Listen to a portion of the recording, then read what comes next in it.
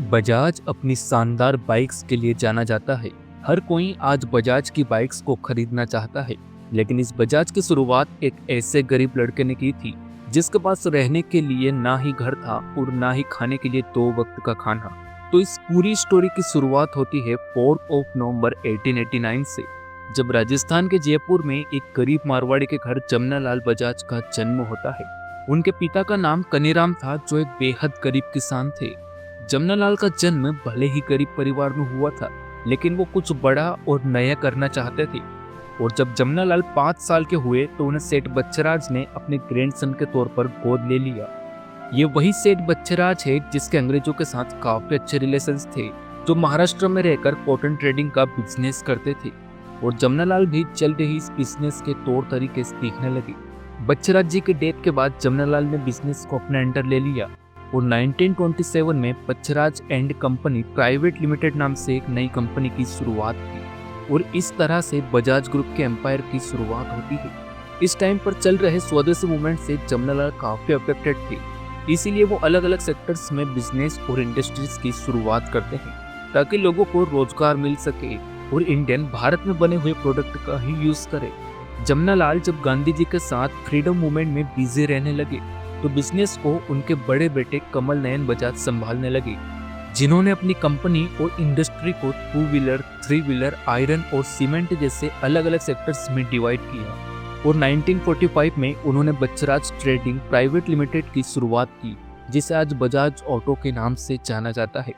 1947 में independent India को 2 wheeler vehicles की काफी रिक्वायरमेंट थी, बट इंडियन गवर्नमेंट ने फॉरेन कंट्रीज के इंडिया में प्रोडक्शन पर रोक लगा दी थी।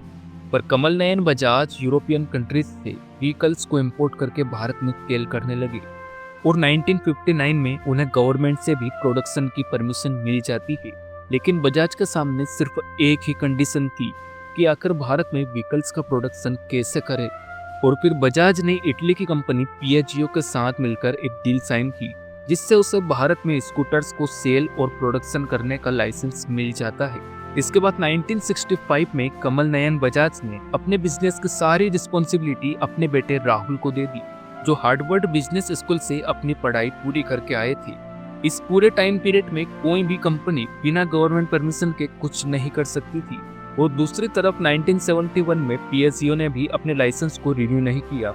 और इसके ठीक 1 साल बाद यानी 1972 में कंपनी अपने पहले स्कूटर बजाज चेतक को लॉन्च करती है, जिसे लोगों ने उस टाइम पर काफी पसंद किया।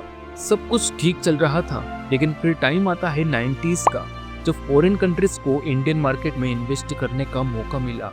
और जब होंडा ने भी इंडियन मार्केट में अपना इंटरेस्ट दिखाया तो 100 से ज्यादा कंपनी के एप्लीकेशंस होंडा के पास पहुंच गए, जिसमें से होंडा ने बजाज, हीरो और काइनेटिक जैसी कंपनियों को सिलेक्ट किया।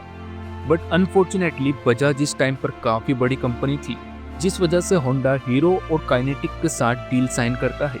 और यहीं से बजाज का डाउनफॉल स्टार्ट हो जाता है। और देखते ही देखते बजाज चेतक की सेल्स कम होने लगी, क्योंकि मार्केट में गियरलेस स्कूटर्स आ चुके थे। वहीं बजाज ऑटो, जिसे राहुल ने 7.5 करोड़ से 12,000 करोड़ की कंपनी बनाया था, उसे अपनी आंखों के सामने बर्बाद होता देख रहे थे। लेकिन टाइम बहुत जल्दी चेंज होने वाला था, क्योंकि बजाज ऑटो में एक ऐसे पर्सन की एंट्री होने वाली थी जिसने कंपनी की किस्मत रातों रात बदल दी। ये पर्सन और कोई नहीं बल्कि राहुल बजाज के बेटे राजीव बजाज थे, जिसने स्कूटर्स का प्रोडक्शन बंद करके बाइक का प्रोडक्शन स्टार्ट करने का डिसाइड किया। राजीव बजाज ने जापानी क्वासिका के साथ मिलकर बाइक्स का प्रोडक्शन स्टार्ट किया और इन बाइक्स को कई सारी कंट्रीज में एक्सपोर्ट करने लगे। लेकिन फिर भी बजाज ऑटो की मार्केट पोजीशन दूसरे कॉम्पिटिटर्स के कंपैरिजन में नीचे गिरती जा रही थी।